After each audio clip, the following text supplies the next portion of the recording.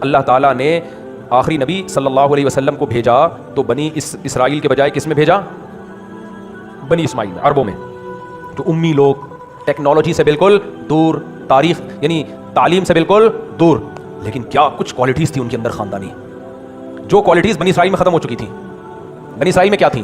وہی جو ابھی ہمارے یہاں ہمارے مذہبی طبقے میں یؤمنون بالجبت والطاغوت، سورہ مائدہ میں ہے، جبت اور طاغوت پر ایمان۔ جبت کسے کہتے ہیں؟ ہر وہ چیز جس کے صحیح ہونے کی کوئی ویلڈ دلیل نہ ہو آپ کے پاس، توہم پرستی، کام نہیں کریں گے، ڈال دیں گے جن چڑیل اور بھوت پہ، جادو ٹونے، ان میں پڑ گئے تھے وہ۔ ان کے مذہبی رہنما کا کام جن چڑیل بھوت بھگانا نہیں ہے، مذہبی رہنما کا کام یہ بتانا ہے کہ کیا اسلام میں حلال ہے، کیا اسلام میں حرام ہے، کن چیزوں سے اللہ خوش ہوتا ہے، کن چیزوں سے اللہ ناراض ہوتا ہے، اور اس پر موٹیویشن کے لیے جو قرآن اور حدیث نے باتیں بتائی ہیں وہ لوگوں کے سامنے لانا۔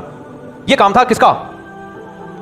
مذہبی رہنما، چاہے وہ یہودی تھے، چاہے وہ عیسائی تھے، چاہے وہ مسلم۔ انہوں نے دھندا کیا شروع کر دیا؟ یہودی عیسائیوں نے غیب کی باتیں بتانا شروع کر دیا، عامل بن گئے، اور جو ہے وہ اس طرح کی چیزیں نا، علاج میں پھونک لگاؤں گا تم ٹھیک ہو جاؤ گے، بھائی کیا تم نے دھندا شروع کر دیا یار ان چیزوں میں، اور لوگوں نے انہی کو بزرگ ماننا شروع کر دیا۔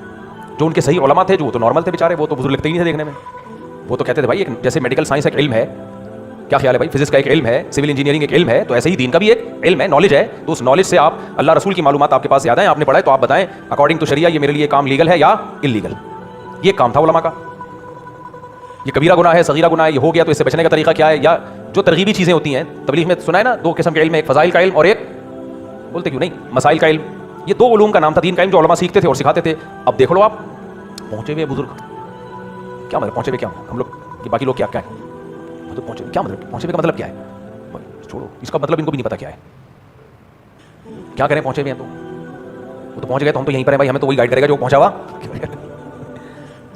ولی اللہ اسے کہتے تھے جو قرآن نے بتایا، الا ان اولیاء اللہ لا خوف علیہم ولا هم يحزنون، جو اللہ کے ولی لوگ ہوتے ہیں ان پہ کوئی خوف نہیں ہوگا نہ وہ غمزدہ ہوں گے۔ اے اللہ ولی اللہ کون ہوتا ہے؟ اب اللہ کہہ سکتے تھے ولی اللہ وہ ہوتا ہے جو دیکھنے میں لگے پہنچا ہوا، اللہ کہہ سکتے تھے نا بھائی ولی اللہ اللہ کا دوست کو کہتے ہیں نا، تو اللہ خود بتائے گا نا کہ میں اپنا دوست کسے بناتا ہوں، یا ہم بتائیں گے دوست اللہ کا ولی، تو اللہ خود بتائے گا نا میں کس کو دوست بناتا ہوں، یا ہم سے مشورہ لے گا۔ تو اللہ نے بتا دیا میرے جو ولی ہیں وہ کون ہوتے ہیں، جن پر کوئی خوف اور غم نہیں ہوگا۔ اے اللہ کون ہے وہ لوگ؟ پہنچے ہوئے، نہ پھونکے مار مار کے لوگوں کو ٹھیک کر دیں، بولو نہ بھائی نہ، ایسا کچھ بھی نہیں ہے۔ اے اللہ وہ ایسے لوگ ہیں وہ بیماری نہیں ہوتے، نہیں بھائی ولی اللہ کو ڈر نہیں لگتا بھائی کسی سے۔ آج کل ڈائلاگ ہے ولی اللہ ہے، اللہ سے ڈرتے ہیں، اس سے جا کے پوچھو تمہاری گھر میں پوزیشن ہے کیا، گھر میں پوزیشن ہے کیا؟ موسیٰ کلیم اللہ سے بڑا کوئی ولی اللہ ہو سکتا ہے؟ قرآن کہتا ہے جیسے ہی لاٹھی کو زمین پہ ڈالا اور لاٹھی سانپ بنی ہے، موسیٰ علیہ السلام دیکھ کے فرار ہوئے، ولم يعقب، پیچھے مڑ کے بھی نہیں دیکھا، اتنا خوف زدہ ہوئے کہ سانپ مجھے کاٹ نہ لے۔ ہمارے حضرت کو تو کسی سے ڈر لگتا ہی نہیں، کیوں بھائی؟ کیا وہ دل نہیں ہے؟ کیا وہ ربڑ کے بنے ہوئے ہیں، پتھر کے بنے ہوئے حضرت ہیں؟ موت سے نہیں ڈرتے حضرت۔ یہ بات درست ہے کہ بہادر لوگوں میں موت کا خوف نہیں ہوتا، لیکن طبعی خوف ہر ایک کے دل میں ہوتا ہے، طبعی خوف۔ غزوہ احد میں وقتی طور پہ صحابہ کے قدم اکھڑ گئے تھے نا، تو کیا وہ ولی اللہ نہیں تھے؟ تبھی تو جہاد میں لڑنے کی فضیلت ہے کہ موت کا خوف ہوتا ہے پھر بھی لڑ رہے ہو، خوف ہی نہ ہو تو کیا فضیلت ہے؟ اللہ کی راہ میں لڑنے کا ثواب یہی ہے کہ موت کا خوف، یہ رسک لے کے لڑ رہا ہوتا ہے، ڈر بھی رہا ہوتا ہے۔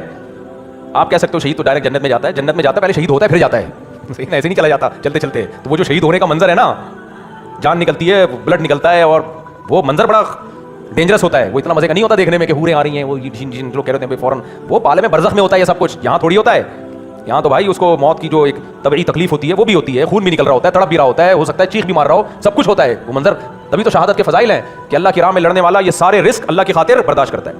تبھی حدیث میں آتا ہے کہ جب جہاد میں خوف ہوتا ہے نا دشمن کا، اس سے گناہ بہت تیزی سے چڑھتے ہیں، اللہ کہتے ہیں میرے لیے اس خوف کو اس نے برداشت کیا۔ سب کچھ ہوتا ہے، اس لیے نارمل رہا کرو، نارمل لوگوں کو ہی نیک سمجھا کرو، فنٹر بننے کی کبھی بھی کوشش مت کیا کرو، نارمل لوگ ہی ٹھیک ہوتے ہیں۔ پھونکوں والے سرکار وہاں سے ایک پھونک مار رہی ہے، اور ایک سرکار جن چڑیل بھوت بھگا رہی ہے، ایک سرکار ہے جو اس کو اٹھا کے وزیر بنا دیا، اس کو ہٹا دیا، اس کچھ بھی نہیں ہے، بیکار کی باتیں ہیں۔ تو اللہ خود بتاتا ہے کہ میرے دوست کون لوگ ہیں۔ اللہ فرماتے ہیں الذین آمنوا وکانوا یتقون، صرف دو چیزیں، عقیدہ درست کر لو اور کبیرہ گناہوں سے بچ جاؤ، بس۔ فرائض واجبات پورا کرنا بھی کبیرہ گناہ سے بچنا ہی آتا ہے، کیونکہ فرض کو چھوڑنا کبیرہ گناہ ہے، اتنی سی بات ہے۔ علماء سے پوچھ لو حضرت یہ فرض ہے یا نہیں ہے، وہ کہیں کر لو، اس کو پوچھ لو یہ حلال ہے حرام ہے، حرام ہے چھوڑ دو، ختم۔ یہ کیا کہلائے گا اللہ کی نظر میں؟